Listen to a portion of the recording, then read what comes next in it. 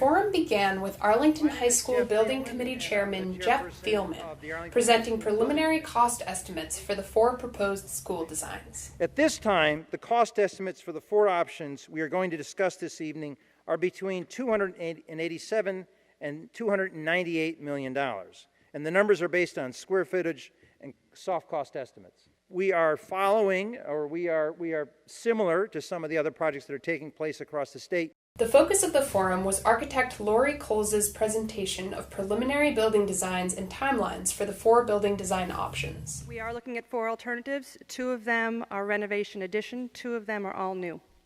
All proposed building options are a similar size and price, and all attempt to consolidate science, technology, art, and math classrooms in one area of the building to allow for convenient access to shared makerspaces and to encourage collaboration. So the first alternative is one of the renovation addition alternatives, and so we've decided we're keeping Fusco, which is your oldest school building, which is to the left when you face the building from Mass Ave, and Column House, which is really just, in reality, we're really talking about that central portion that's under the pitched roof. The timelines for the construction of each building design were presented in terms of building phases. During a phase, a new portion of the building design is constructed, and at the conclusion of a phase, that new portion of the building is ready to be used. Each design had both a projected initial occupancy date and a projected final occupancy date. The initial occupancy date reflects the date at which the first phase of construction will be concluded and some new facilities will be available for use. The final occupancy date represents the date at which the construction of the entire facility is complete. One of the really simple reasons of why this is longer than the others is because, in fact, we are building right in the existing footprint. So it just takes more steps. 2 is also retaining Fusco and Column House, just a little different.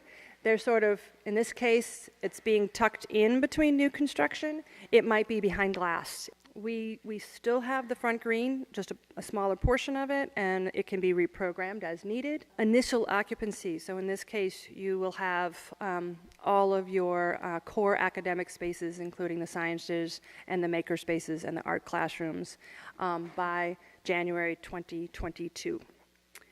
The third alternative is essentially all new. So one of the things that I think becomes a little bit of a plus about this is how tight it is in terms of where the students need to spend their day. The initial occupancy of phase 1 in January 2022. Our 4th option is all new construction. It is constructed entirely in front of the existing school. It's 6 stories tall. Both initial and full occupancy are the same time, and that is September 2023. Will all the high school students actually be able to be on site, or will they have to be put somewhere else in town or even out of town? Which I've heard. So I'm just going to say it. There's a lot of talk about trying to use Minuteman, their existing building. So we don't have any definitive movement on that. The next public meeting of the Building Committee will be Tuesday, June 19th at 6 p.m. in the school committee room in the high school. There will be subsequent meetings on June 26th and June 28th.